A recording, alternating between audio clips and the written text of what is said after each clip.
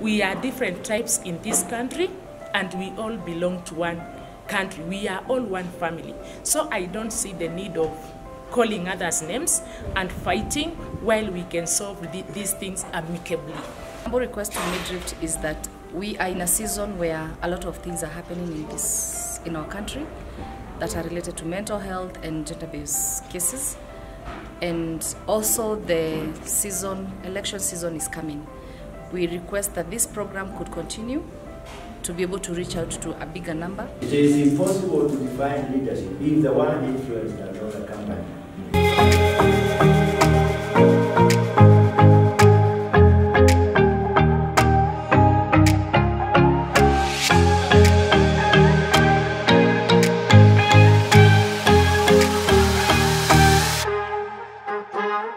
Following a successful delivery of the first two place-based leadership development program practiced by facilitators in Naivasha and Nakuru, the delivery of the 8 modules has been smooth and impactful. Living for others is a rule of nature. We are all born to help each other. The modules were delivered in 2-day blocks with guidance and assistance from Midrift staff and Dr. Rob Worrell, who is the brain behind PBLD and doubles up as Dignity's consultant. It's about leader development and leadership development. We need to do both.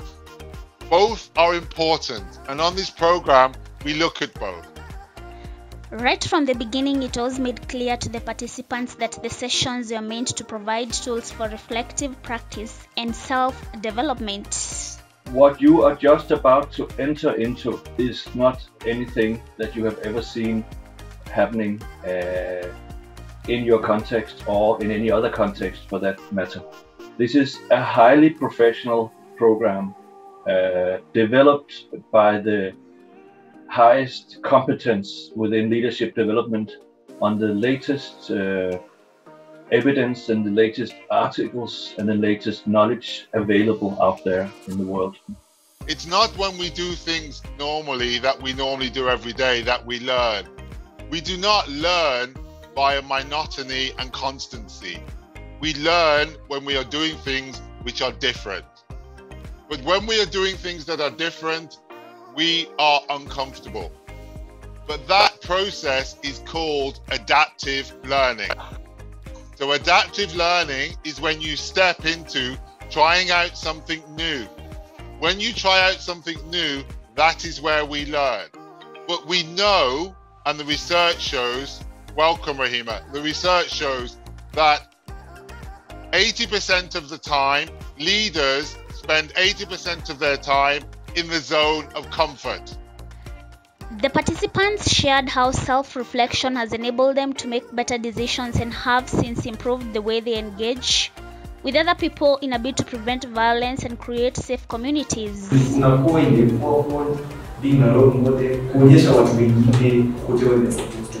One participant, who happens to be a high school teacher at Naivasha Girls, got so empowered that he even invited his fellow PBLD participants to share the PBLD knowledge with his students.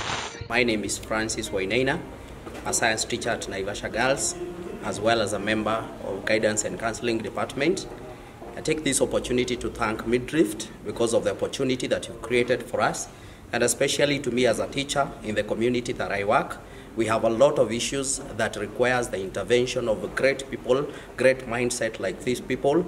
And through this program, I've been able to learn about how we can change our attitude, our behaviors, how we can change our mindset and be able to see a situation and address that particular situation amicably.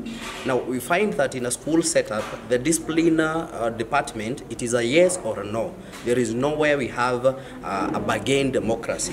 If the school rule says this way, there is no way that you can turn back. Yet, we are living in a very diverse situation. We are living in a very, as we have seen in the case of Corona issue, we have issues that have come up and they are not already in the school system. And therefore, with the interaction that we have had here, we've been able to open up our mind. We've been able to expand our mindset, and therefore we cannot be seeing a small thing as small as it is, but we can be able to use our eyes that we have now been developed to magnify and see the intents that we can be able to approach an issue with. I want to appreciate this team because it is a multi-sectoral. I've met people here with great experience, with opportunities, and I thank God because I've been able to introduce this team to Naivasha girls.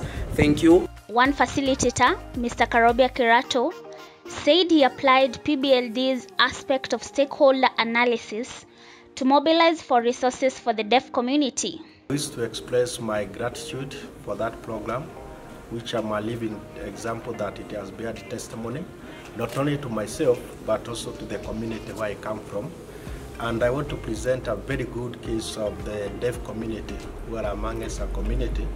This is a special interest group that the training that I went through, I happened to apply the stakeholder analysis and the spectrum and resource mobilization, which was very critical during the training.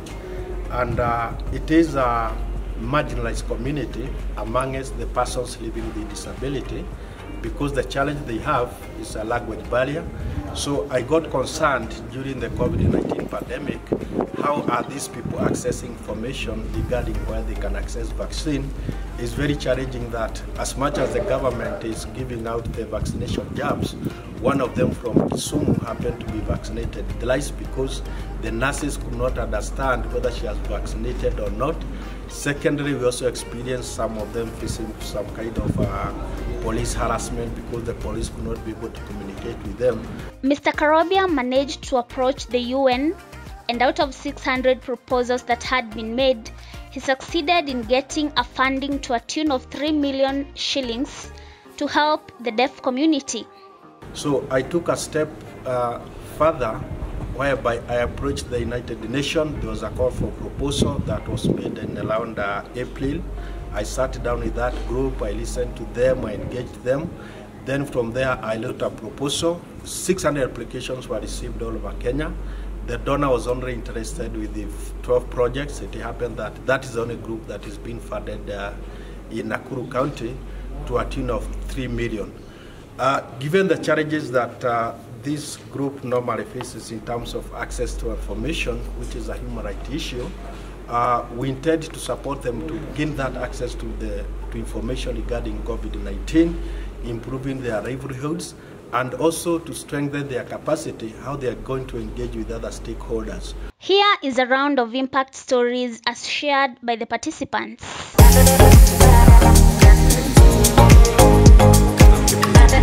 My name is Simon Wakaba, and my youth representing young people and the organization known as Mtani Connect Entertainment. And here today, I'm here to testify what has been happening for the 4 months. And I want to say thank you to Midrift for this opportunity, drawing all the leaders from different sectors here in Naivasha to come together so that we can be able to learn and how we are going to work with our people from when you go back to our different sectors. And what I have learned from this training is that as a leader, you need to give other people chance so that we can be able to read. We have the ABC that we learned. We need to change our attitude. We need to be there for the people that you are reading, and communication is very, very important. So I would like to say that whatever I've learned, I'm going to ensure that I draw the same to the people that I'm going to find in the community, the issues that are on us. We have now the more information on how we are going to tackle these issues in our community. And again, that we are heading for 2022 election. I want to say that we are with the DCC, Mr. Mutua, and he said that he's going to work with us in ensuring that as young people and as leaders of Naivasha, we are there to ensure that we are spearheading and ensuring that there is no repeat of whatever happened in 2007.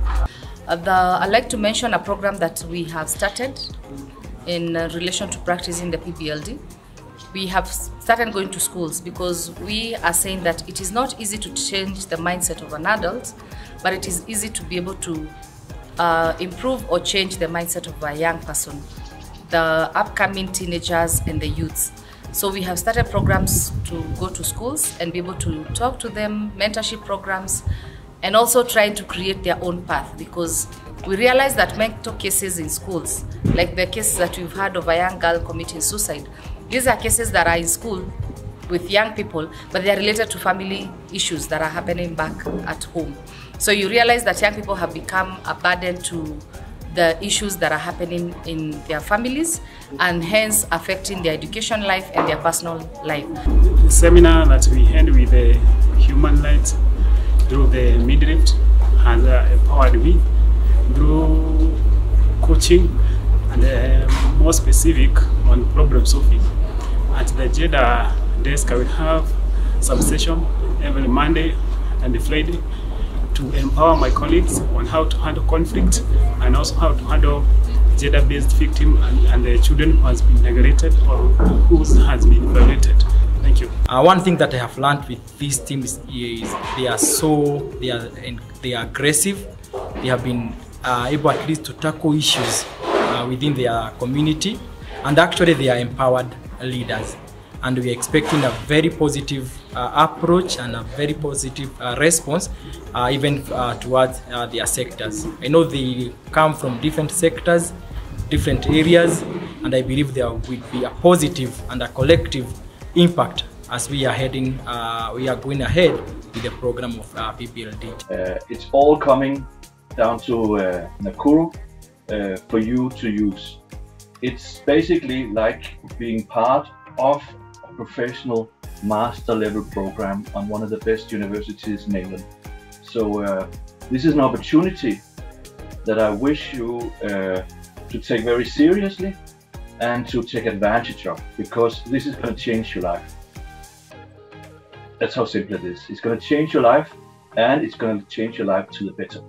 You're going to be, during this journey, as Mr. Mundi said, you're going to be a different person who would understand much better how to change the world around you, change the community around you, to make peace and to make stability within your communities and with the people with whom you work.